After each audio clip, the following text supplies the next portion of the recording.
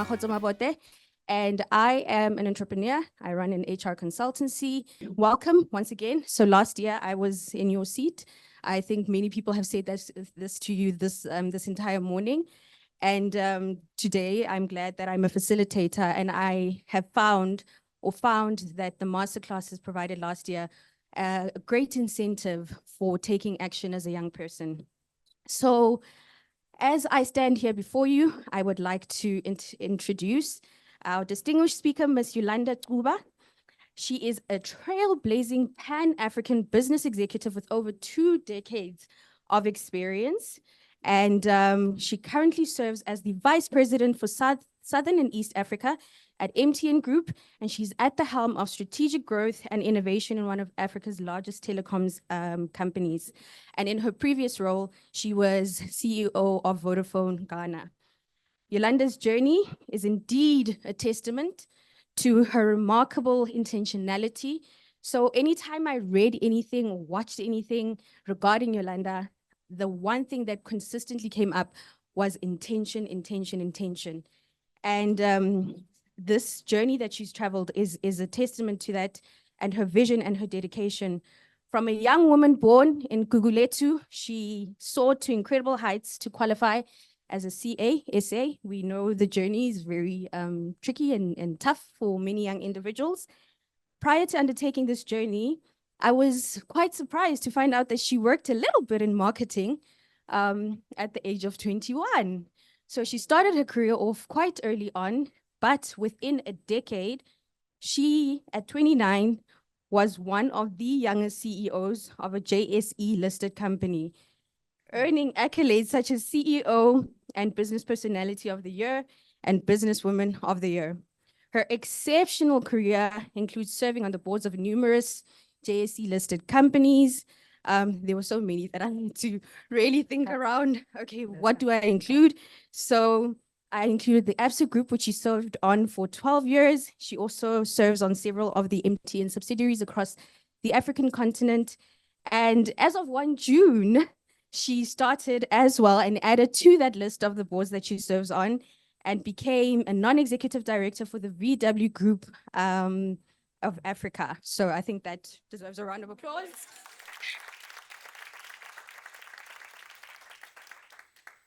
Beyond her professional achievements, Yolanda is deeply committed to development, mentorship, and empowerment. And this can be seen through the mentorship boardroom. So interestingly, I've also seen the mentorship boardroom on LinkedIn and engaged with it prior to being obviously a facilitator here. And I thought it's such a wonderful opportunity to be able to engage with the leaders who set who send the ladder backwards and allow us to engage in these activities even before we are able to engage with them in such platforms. So the mentorship boardroom, she started as a result of understanding the value of mentorship and how it emboldened her ability to achieve her dreams. She also possesses a deep love and passion for architecture and interior design. So not only is she a corporate trailblazer, but she's also quite a creative. And when asked what she would have potentially ventured into if she was not on her current path, she did mention that being an architect might have been an option. So there goes that. And today she'll be sharing her insights on thriving, igniting your career and leadership acceleration, her passion for unlocking the potential of people as well as organizations, fostering a culture of inclusion, whether digital or financial, proven by her career track record, and driving continuous improvement makes her an indeed true inspiration. Please join me, esteemed leaders, in welcoming the extraordinary, incomparable Miss Yolanda Cuba. Thank you so much. That was a mouthful. Thank you. Yeah. That was a mouthful. Normally, I don't allow people to say that much about me. But I thought, since she's prepared so hard, I'm not going to allow that to go away.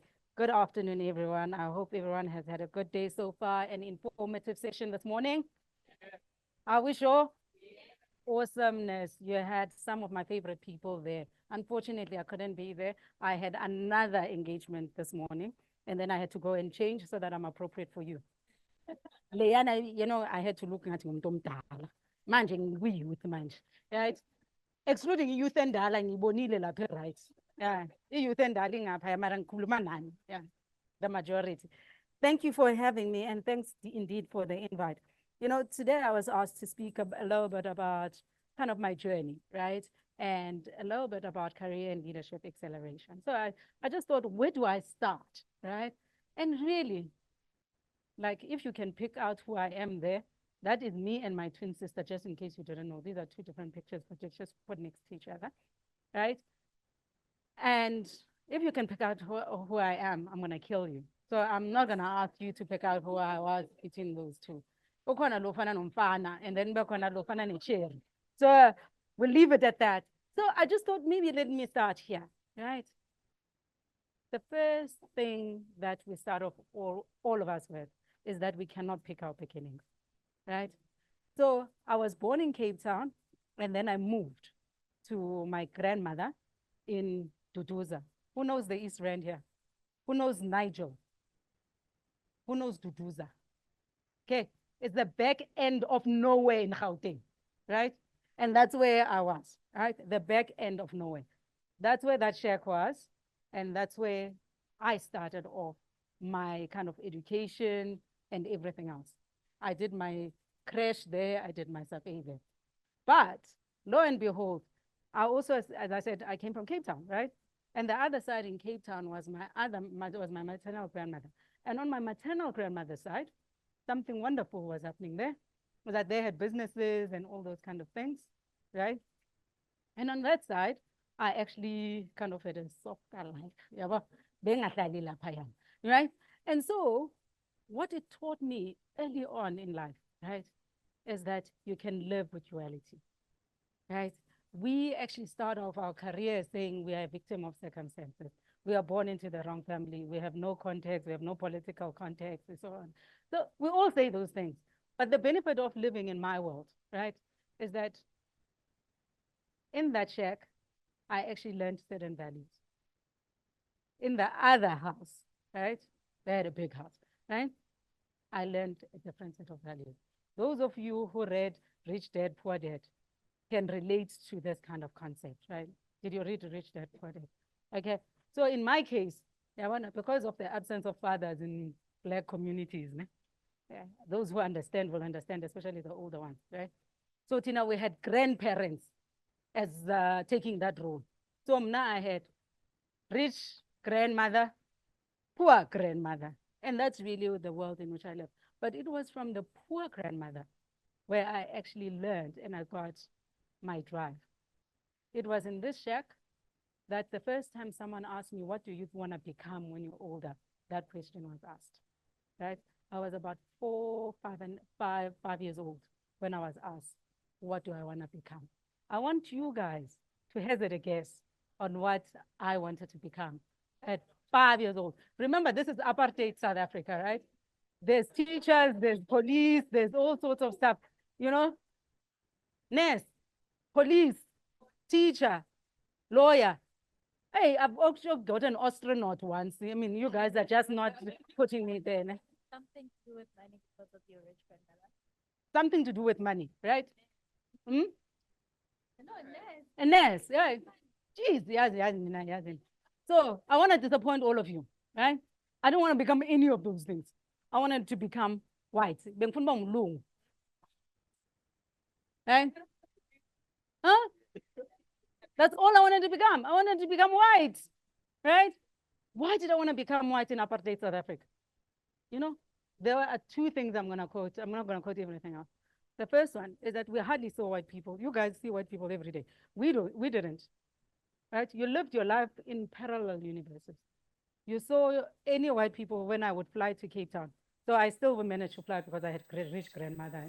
So just so that we're clear, you know. So like, you know, that's the only time, or the only other time is when they were beating your brothers and your sisters up in the streets, right? In the hippos.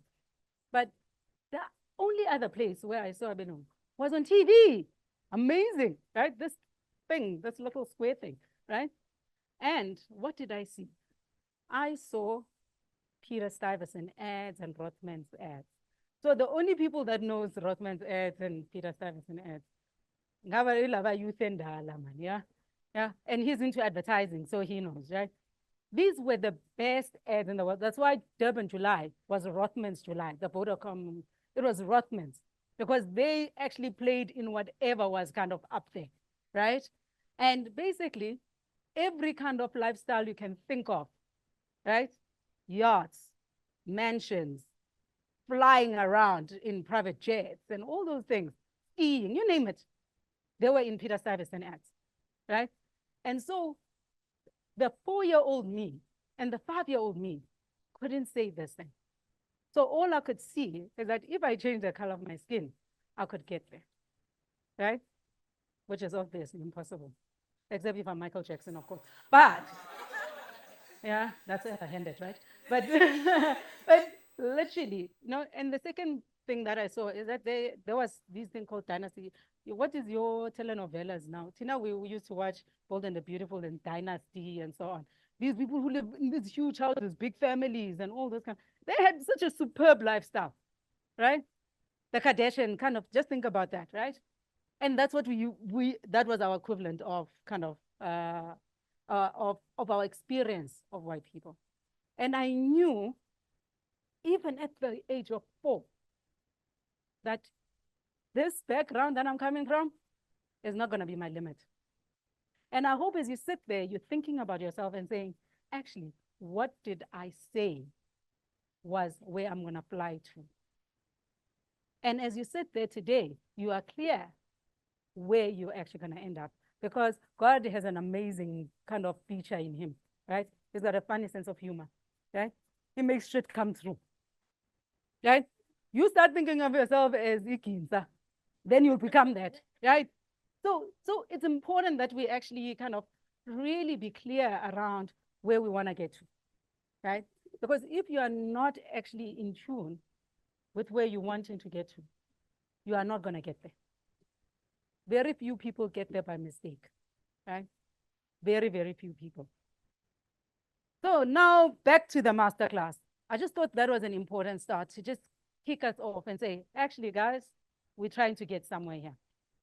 So my partner was here last year and he was presenting. And when I did my presentation, he said, no, Yolanda, I'm not happy with what you did. I want you to actually put in a proper masterclass. So if you hear me speaking, it's him speaking, not me.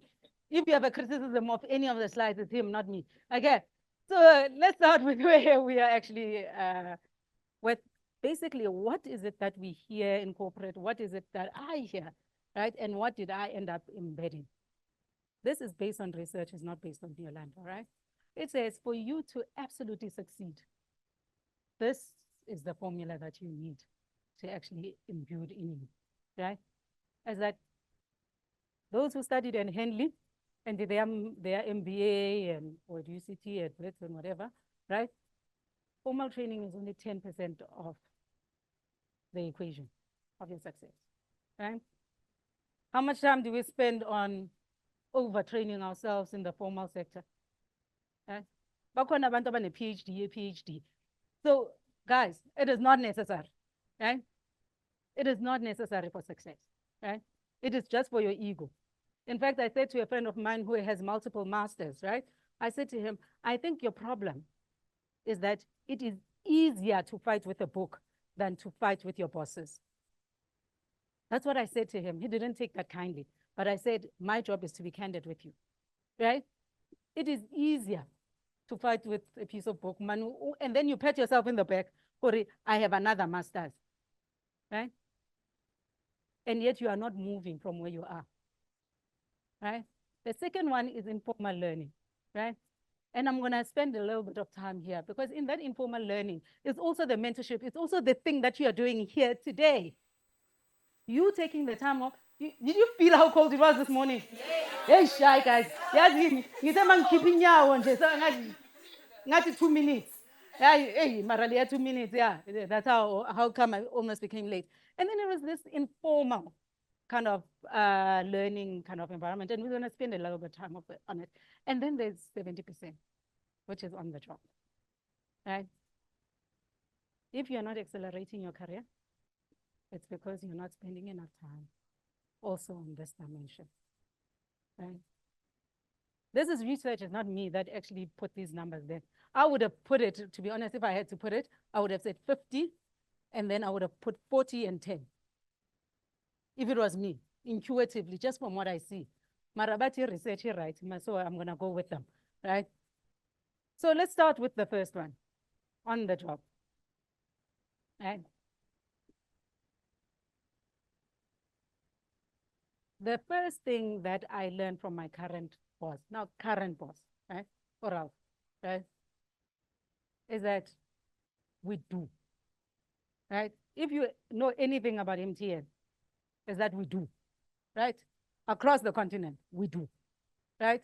We unapologetically say we want to drive financial and digital inclusion, and every day we wake up and we do that. As a result, even my business card doesn't say Yolanda, Vice President, Southern and Eastern Africa. See, I even forget my own title, right? If you tap my ring, right, what you will find on my contact, right, is that I say I'm the chief champion for Africa's progress in Southern and Eastern Africa, right?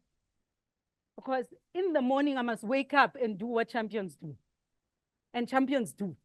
They don't think, they don't sit, they don't over kind of complicate things. So your say-do ratio must be high. Your do side must be super, super high. If you are not doing, you are thinking. In fact, this week I actually picked up a book. It wasn't by mistake. I was going to say by mistake because it's a bad book. The title is bad. It says How to Unfuck Yourself, right? Right? And it says a little bit of that, right? Actually, we sit and we think and we say, oh, we are manifesting, right? Manifesting without doing. I come on, guys. Right? If I could manifest him now, yes, guys, where would I be right now? So, guys, this is the most important thing when you think about that. That 70% is about doing, right? If we are not doing, we are just saying we are getting left behind. So what is it that I experience in the work environment? Is that, the ones who do this a lot are the ones that do this the least, right? They don't roll up their sleeves, right? Have you noticed that at work? So, but when it comes to promotion time, who gets promoted? The talkers. But it only is temporary. That's what I'm gonna tell you. Because I promise you it's temporary, it's only at the beginning. Because remember, when I hire someone as a leader, right? He's got a business, he's hiring someone, right? It's his own business, right? Do you think he's gonna take someone who talks a lot or he's gonna take someone who does a lot? Yeah, because if there's no doing, there's no invoicing, right? The problem with work is that we get paid a salary every day, every month, irrespective of our delivery. But when you're an entrepreneur, it's a different ballgame, right? So we must think like that. Actually, we are here to deliver a service. What we do when we go to work every day is that we exchange labor for money. We are hired guns, all of us. You might be a CEO of a corporate, you might be the cleaner on the floor. You are exchanging labor for money, right? And what you are meant to do in your life is to maximize and accelerate the amount of unit labor return you get per input of resource or input of labor. Are we on the same page? Oh. And then there is this kind of Dunning-Kruger effect. Ish. Yeah, ne? Who was born here 1985. Batomaka 1984, 1985, those people. After 1984, 1985. you were born after 1984, 1985. Who was born around after that? You know, yeah. So this is to you people. Yeah. I mean, I was born in 1977, right?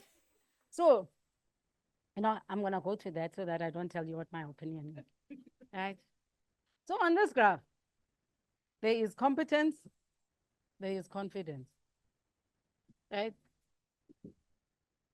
Yo, how many people actually demonstrate confidence? Engak, competence engak. Yabona kule generation yen. Yo, the youth and daddy abum. Yeah. For this is what we encounter every day. And then you wonder why we still have oldies like me in jobs that you should be having. Right? Why? Why is that? Right? It's because literally you've got the formula wrong, right? You've got your level of competence so low relative to your confidence. Your confidence is skyrocketing, right? And this is what we need to work on this year. And imagine, you want a more level of competence. I think let me put this qualifier. It says when your level of competence is here on this side, here, ne? Ne? And your confidence is there.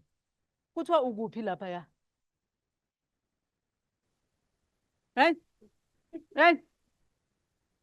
Guys, if you are here today, ne? I don't want you to be at that amount of stupidity there, right? What we need to do is actually move here, right? Your level of competence is what is going to set you apart, right? For me, for you, what I wish is that you would go out and look at the people you want to become like, right? And pick 3 of them, 4 of them, I don't care, right? And do what a book called Decoding Greatness actually asks you to do. And it says to you, reverse engineer.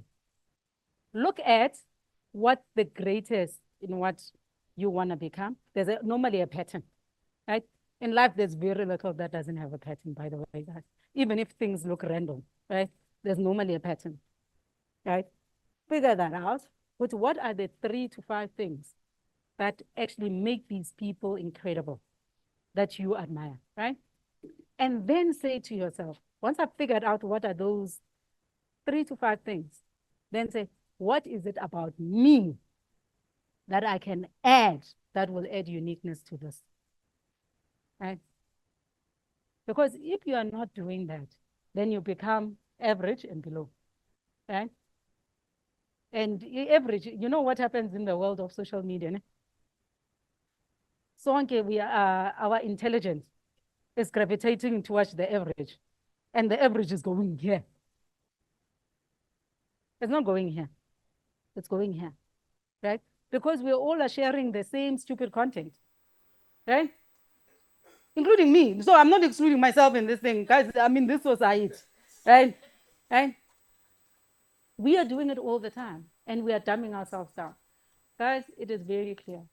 If we keep on entertaining ideas that are smaller than ourselves, right? I didn't make this thing up, but it says that we will soon become a nation of dwarfs. And that's where we're going, right? So I want you to think about your greatness and say, how do I play to my dream? Okay. And then say, how do I get there? Who are the people I admire? And then actually go and kind of say, how do I add my extra kind of level of uniqueness into it? Only 1 or 2 elements of uniqueness. It doesn't have to be kind of special, guys. All successful companies have replicated something that someone else has done, right? And by the way, it's not the number 1s that normally win. It's the number 2s, 3s, and 4s. That's how it works, right? That's just generally how it works, okay? So, and then lastly, we do the doing, right? Let's do the doing, because without the doing, we can actually start it. We can really, really get ourselves mixed up. And then you guys are, yeah, I'm a specialist, ne? And I'm a, what are you? What profession are you? Oh, Nkosi yami. Yo, yeah. She's an accountant, right? Yeah. They used to call us gray people, ne? The gray. They said we were gray and black suits only. Asekho njayana manje we are dynamic. Niyangibona nama ngori mos. Huh? Ngiyabona. Yeah, cool. Okay. So now, guys, you know, I get a question all the time, right? I'm an accountant, right? I'm an engineer, right? How do I actually make sure that I grow, whether in my corporate environment, in my business environment, doesn't matter, right? And then there's a model that is there. It's called the T model, right? Like that. I'm sure you've heard about it. It says you must have deep specialism, right? In whatever your chosen career choice is. And then you must have the breadth of kind of experiences so that you can have some questions that you can ask across the board. How do you become a leader? You become a leader by actually developing the breadth as well, right? But they actually stop at T, bang dinner, right? Bang dinner. So it was very difficult for me to actually get this image, right? So what I want you guys to do is just not focus on this one T here, like here and there, right? Right? Because you are living in a fast-moving world where now we are not just defined by just industries like we used to be. But if you are in the phone, like Apple, which industry is Apple in? Huh? Telecoms? Huh? Tech? What is tech? What? Technology. Yeah, what is technology? Well, guys, I mean, I've got bankers here, I've got agency people, media people. Uzamuti, they're not in tech, but right? Amazon is in tech. Huh? What is then cell phone business? Yeah. So initially we would have said there's Motorola, there's Nokia, there's this, right? They're not exactly.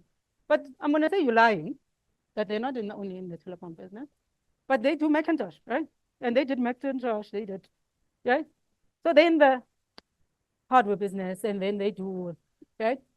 But then they've got this thing called iOS. It's an operating system that just controls so many things, right?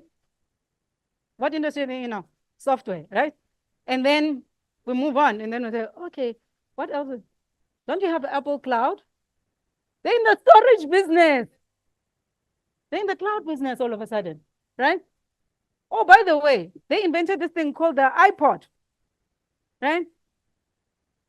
They're in the music business because I've got Apple Music. What are they? What are they?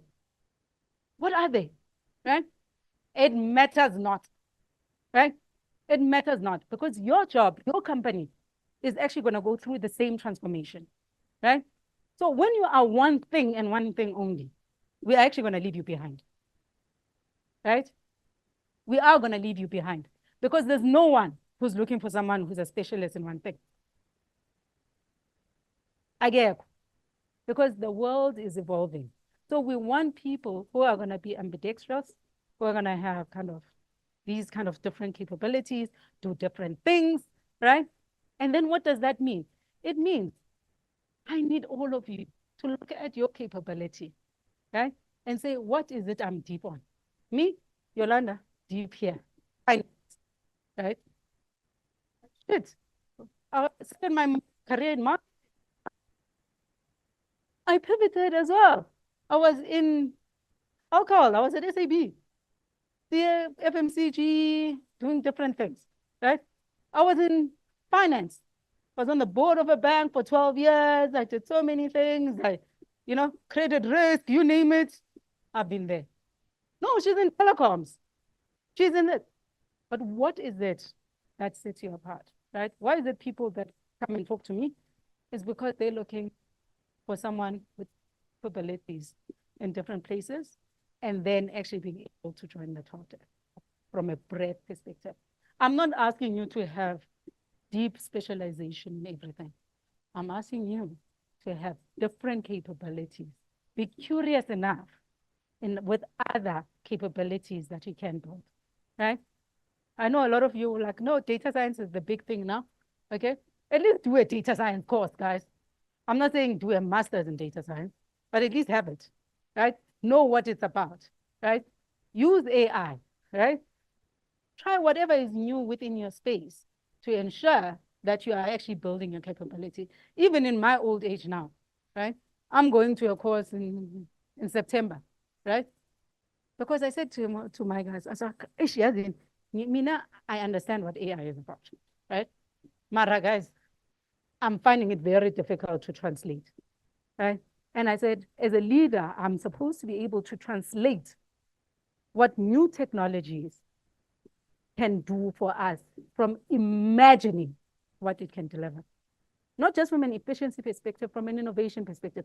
What is it that you can change? Every time there's a dislocation in technology, what happens a few years after that is that we see fundamental changes in business models. And I'm saying, I can't see this change. So guys, can I go to school for a few weeks so that I can get polished up, right? And what am I doing? I am building capabilities, right?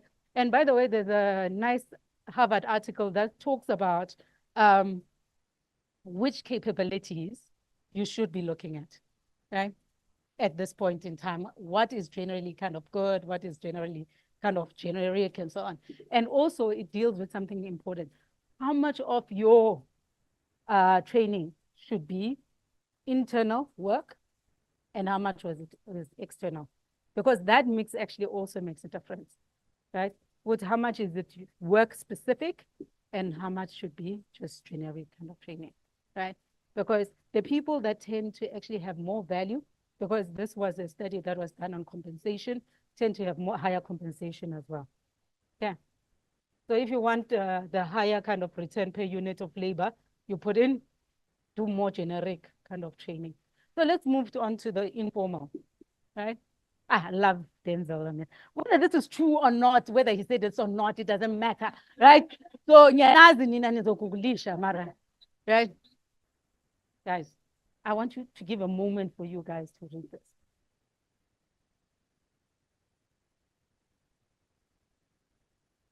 I'm assuming all of us can read.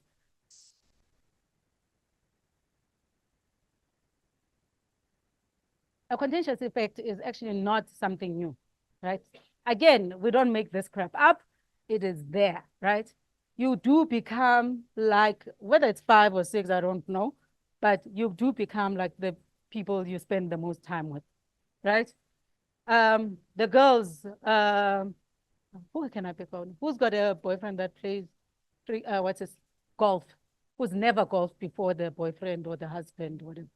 Who never golfed before they got a partner that plays golf? There you are. She's, I'm gonna make this out. Check this out. You never played golf before. Never, right? Okay. And then you dated someone who golfs. And then now what do you know about golf? I get, that one is to the extreme, right? She even went all the way to golfing, right? Now she golfs, right? So this is something interesting that happens, right? My partner loves soccer. I don't, right? Now I'm like, yo, what's happening with UEFA? What's happening with you? Hi guys, that thing had zero, I had zero interest in that thing, right? And what is it that is happening to me? Is this effect, right? Right? And then all of a sudden I can talk competently, like Cabo Golf now, they're talking about handicaps. You know, K24 handicap, K12 handicap. You know, it's a scratch, you know, and all those kind of, these are words that I never even knew existed, by the way. But you understand, right? And that's what happens to all of us. We do it subconsciously. I mean, there was this research also done that said, if you sit next to a smart person in class, right, or at work, by the way, something amazing happens to you, right? You know what happens? Without you doing a single thing, something happens. Just intelligence. See, the accountant is intelligent. You must sit next to that, right? Yeah, then your output, your productivity, right, increases by 15%. Right? How amazing is that? Now let's do the opposite. Now, who am I going to pick on? I can pick on anyone. Okay, let's assume that I'm stupid and you're sitting next to me. Right? What do you think happens to him? Nothing? He stays the same? Yeah, that's what happens, right? His productivity, competence in anything, decreases by 30%. Right? So who you surround yourself with does matter. When your mom used to say, don't go to that house, don't befriend that girl or that boy there was some logic in it, right? By the way, the first research I read on this thing, was many, many moons ago, most probably 20 years ago, right? And it said, it was talking about smoking, right? It said, if me, I don't smoke, and my friend here smokes, right? The likelihood that I smoke, right, is kind of 30 something percent, if I remember correctly, right? What's the likelihood that I would start smoking from not smoking? 30%, right? Now, I don't smoke. My friend doesn't smoke, right? Her friend smokes. So I don't smoke, my friend doesn't smoke, so we're friends. But her friend smokes, right? Degree away, right? So she's 2 degrees away from me, right? What is the likelihood that I will start smoking? Somewhere between 10 and 15%, right? That I will start smoking. Just because her friend, who happens to be my friend, actually smokes. So that's the contention thing. The importance of that, I cannot actually overemphasize, guys, right? Or to choose the people around you and choose them wisely, right? I have a small circle, right? And those people around me, they self-reinforce me, or they put me in my corner, or put me in my space, or in my place. She's one of them, the one that's laughing, right? And they put me in my place. For ingathi ulibele ukuthi uvelaphi, you know, so flyer laphaya, right?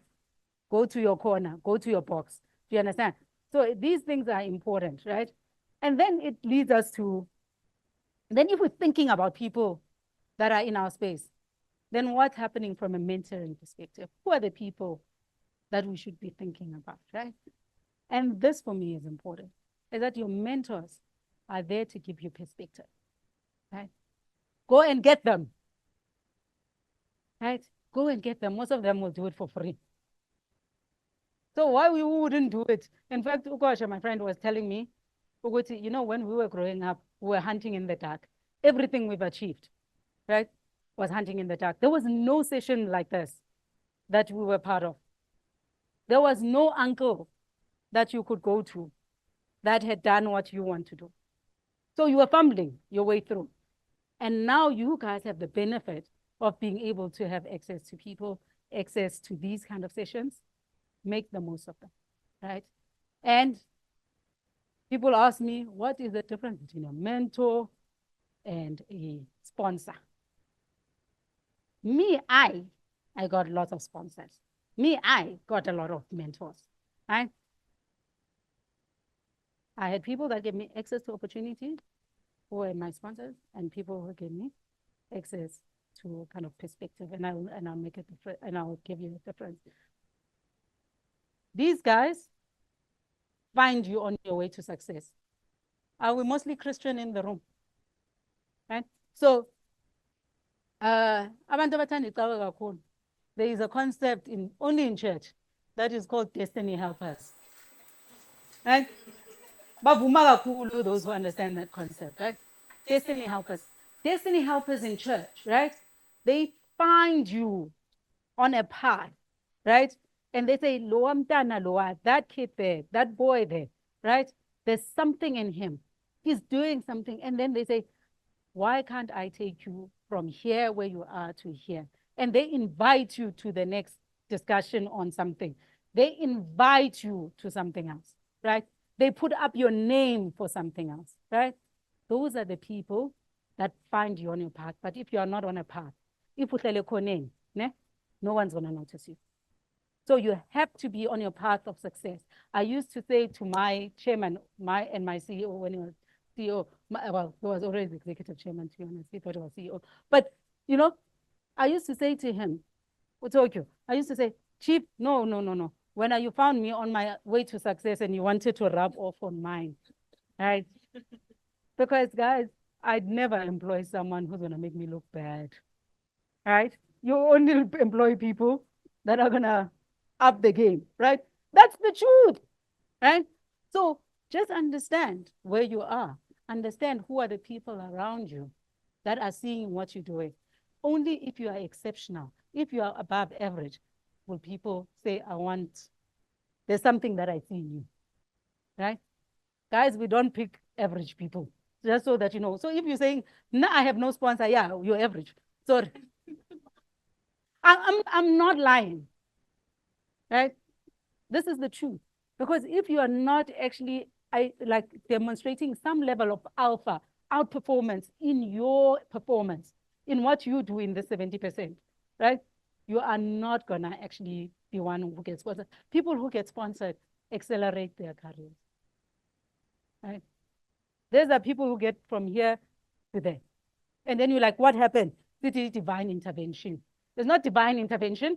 It's someone who was working, right? People were doing stuff. And then let's talk about the mentor. Mentors give you perspective. So when I was sitting, they said that when I was 29, I became a CEO, right? When I finished that role, right? And I was like, I want to change and you know, like you guys, I was young and I was kind of edgy and whatever. And I wanted to actually say, guys, I want to change my life. I want to do something different. I went to my mentor and I said, Simon, my mentor was Simon Sussman at the time. He was the CEO and then subsequently the chairman of Woolworths Group. And I said, Simon, Yazin.